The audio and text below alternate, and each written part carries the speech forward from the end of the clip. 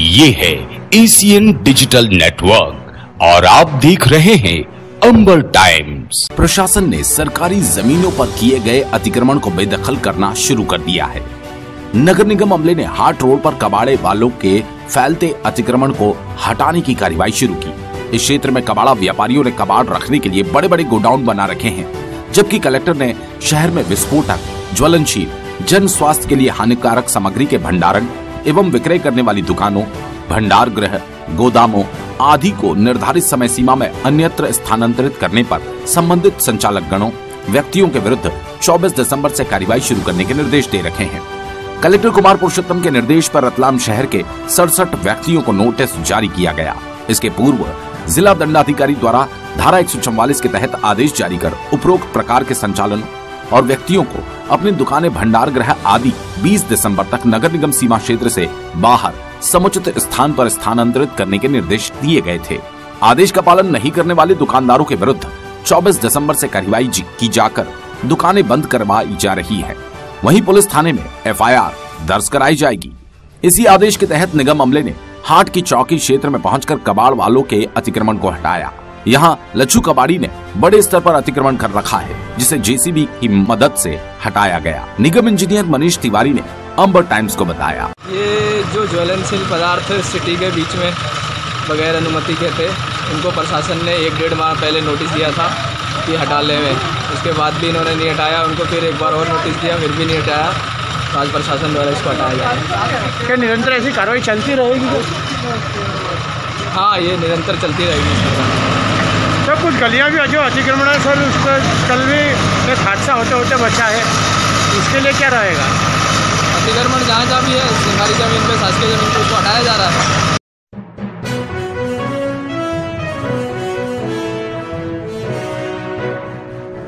सुभाष नगर में रेलवे अस्पताल के सेवानिवृत्त कर्मचारी मनोहर दावरे के घर में आग लगने से घर में रखे कपड़े, सोफा सेट, जेवर, टीवी सहित अन्य सामान जल गया। फायर ब्रिगेड के कर्मचारियों ने करीब 1 घंटे की मशक्कत के बाद आग पर काबू पाया। आग लगने का कारण शॉर्ट सर्किट बताया जा रहा है। आग बुझाने मौके पर पहुंचे फायर ब्रिगेड भी लापरवाही का शिकार रही। वाहन में पाइप छोटा होने सहित अन्य संसाधन नहीं होने से निगम कर्मी इधर से उधर भागते रहे। फिर रहवासी क्षेत्र की गली में अतिक्रमण होने से फायर ब्रिगेड को जाने में मशक्कत करनी पड़ी।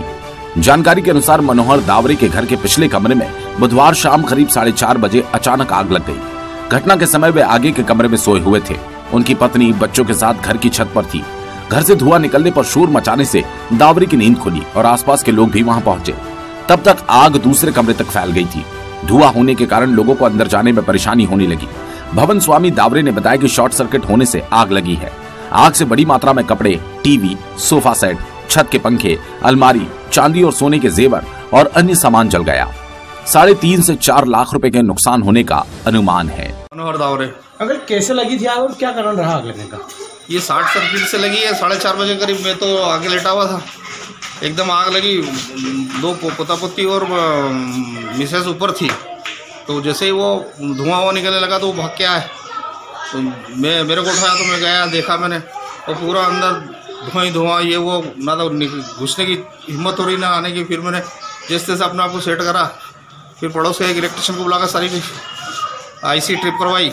उसके बाद में मैंने फ़ोन लगाया मेरे समधी को नगर निगम में क्या कि फायर ब्रिगेड भिजवाए। BL चावरे में नगर निगम में मेरे समधी, उनको बुलवा के फिर 2 लारियाँ आई। पाइप छोटा पड़ गया, फिर पाइप मंगवाया, फिर पीछे से दरवाजा तोड़ा, ऐसे करके और ये आग बुझाई। कितना का नुकसान हुआ? 3-4 लाख रुपए समथिंग का हो गया मेरा सब नुकसान है। क्या क्या जला है? इसमें 2 बगुए हैं, मिसेस हैं, बच्ची है, इनकी रकमें वगैरह थी सोना चांदी की। 800 ग्राम चांदी तो अभी मैं दिवाली पे ही खरीद के लाया था, चारों के लिए, पोती और 2 बहू और मिसेस के लिए 200 ग्राम की पाई जाए। और बाकी पुरानी साड़ियाँ हैं जो हमारे माता पिता के हाथ की, जिसमें चांदी के वो बॉर्डर वाली है। और ये मैं रेलवे से रिटायर्ड OT असिस्टेंट ड्रेसर हूँ। मैं अभी फरवरी में रिटायर हुआ हूँ। मैंने किट ला के रखा था एक, वो किट पूरा जल गया। सर्जिकल किट मेरा था, प्रैक्टिस करने के लिए ला के रखा था मैंने। वो भी पूरा जल गया। वो उस टाइम तो मैं लाया था उसको 70-80 हज़ार रुपये में, अभी तो ज़्यादा कीमत होगी उसकी। सोफ़ा जला है, टीवी जली है, पंखे सारे जल गए हैं, और पाइपलाइन जो है पानी की वो जल गई, ऊपर की टंकी भी जल गई, छत वत सब तड़क गया, सब सर्वनाश हो गया। क्या कारण है? वो ये शॉर्ट सर्किट के कारण हुई है।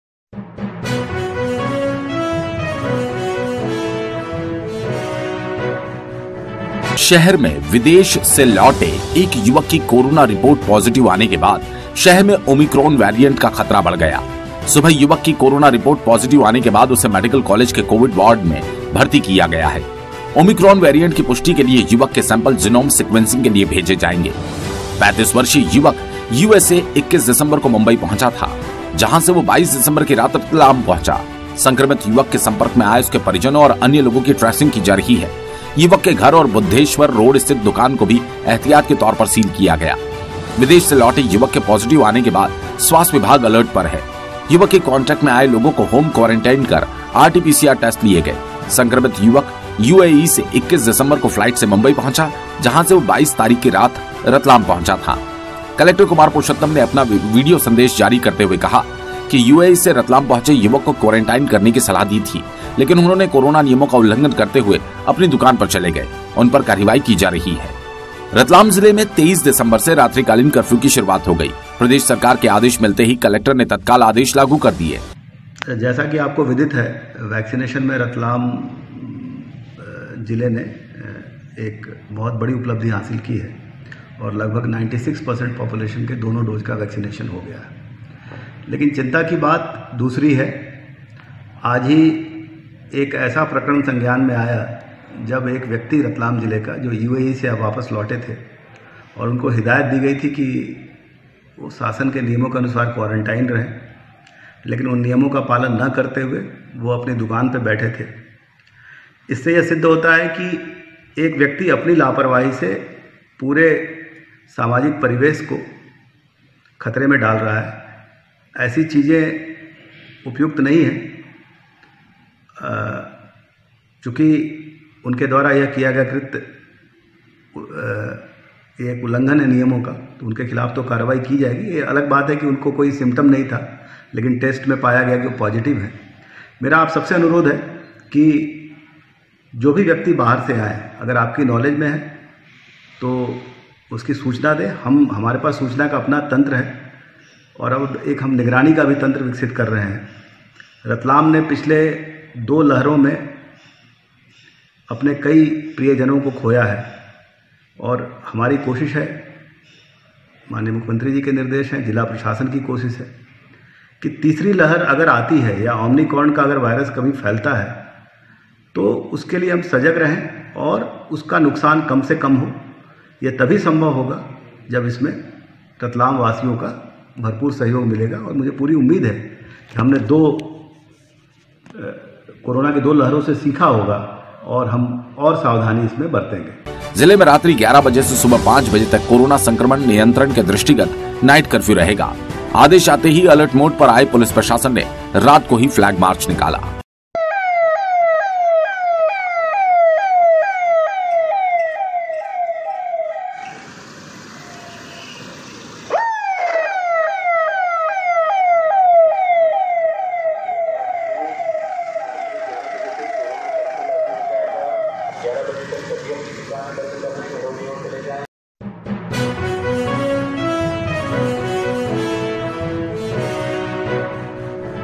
सनातन धर्म की पवित्र तीर्थ त्रिवेणी तट पर हर हर महादेव के जयकारे के साथ महारुद्र यज्ञ का श्री गणेश हो गया। सुबह परंपरा अनुसार सनातन धर्म के धर्म ध्वजा को फहराया गया। दोपहर बाद 68वां महारुद्र यज्ञ शुरू हुआ, जो 11 दिवसीय है। यज्ञ समिति पदाधिकारी कोमल सिंह राठौड़ ने बताया, सनातन धर्म के लोग जो है यज्ञ नारायण का कार्यक्रम करते रहेंगे। यज्ञ नारायण का ये कार्यक्रम अलग है और मेला अलग है। त्रिवेणी का मेला नगर निगम और नगर पालिका चलाती है। यज्ञ नारायण सनातन धर्मशास्त्र के माध्यम से चलता है। लोगों को इन दोनों में कंफ्यूज है कि मेला और यज्ञ क्या एक ही है, पर ऐसी स्थिति नहीं है। 15 साल तक यज्ञ समिति ने मेला चलाया था। कल्याण मंदिर जब अध्यक्ष बने नगर पालिका के, तब उनको हैंड ओवर किया और उन्होंने मेला प्रारंभ किया था। तब से आज निरंतर जारी है।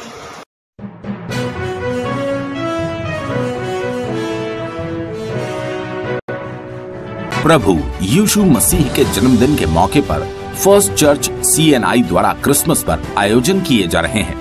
गुरुवार रात चर्च में संयुक्त कैरोल्स का आयोजन किया गया। Mamta Peter, Parvez George, Alvin Peter, Dilip Parmar तथा सीमा मदान के नेतृत्व में संगीतमय आराधना की गई। प्रभु यीशु की आराधना में प्रभु से मन्नत मांगते हुए प्रस्तुति दी गई।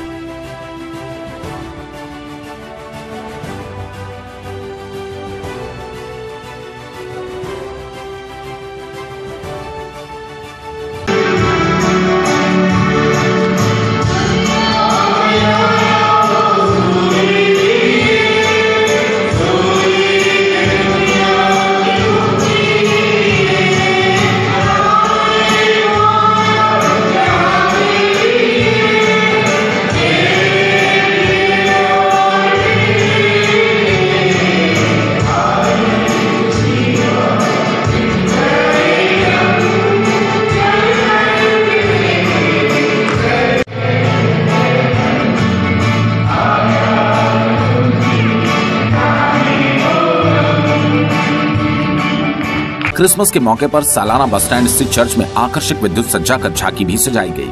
शुक्रवार रात 12 बजे प्रभु यीशु के जन्म पर रात 12 बजे केक काटकर मध्यरात्रि की आराधना की जाएगी।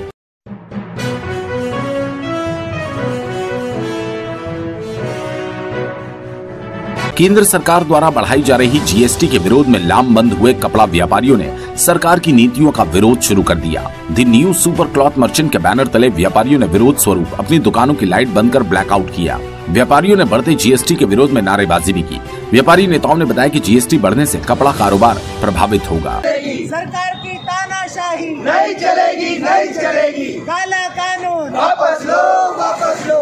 12% GST वापस लो।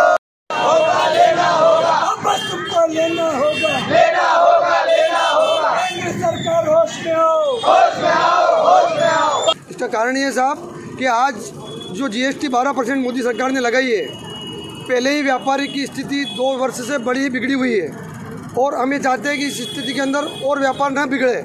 और इस 12% GST लगने से निचले तबके के जो मीडियम वर्ग के, मध्यम वर्ग के जो लोग हैं इंडिया के अंदर, उन सभी लोगों पर इतना बोझ गिरेगा कि आज रोटी, कपड़ा और मकान, 3 चीज़ें व्यक्ति के लिए आवश्यकता है। और सरकार का भी ये नियम है कि रोटी और कपड़ा और मकान, इन 3 चीज़ों का विशेष ध्यान रखकर GST लगाई जाए, जिससे निचले तबके के लोगों को कम से कम सही तरीके से जीने का हक मिले। और इस बात को विशेष ध्यान रखना पड़ेगा गवर्नमेंट को। और अगर ये कम नहीं किया गया GST, तो आने वाले समय में आने वाले सरकार को वोटिंग लेवल पर भी नुकसान होगा और आम जनता इन्हें वोटिंग नहीं देगी। हम मोदी जी से कोई विरोध नहीं है, पर कोई चीज़ में कोई गलती हो रही हो तो उसके सुधार करने के लिए हम बार-बार निवेदन कर रहे हैं कि सरकार उस चीज़ को जागरूकता रख के हमारी मांगों को समझे और आगे उसके मामले में आगे निर्णय ले। यही हमारा कहना है।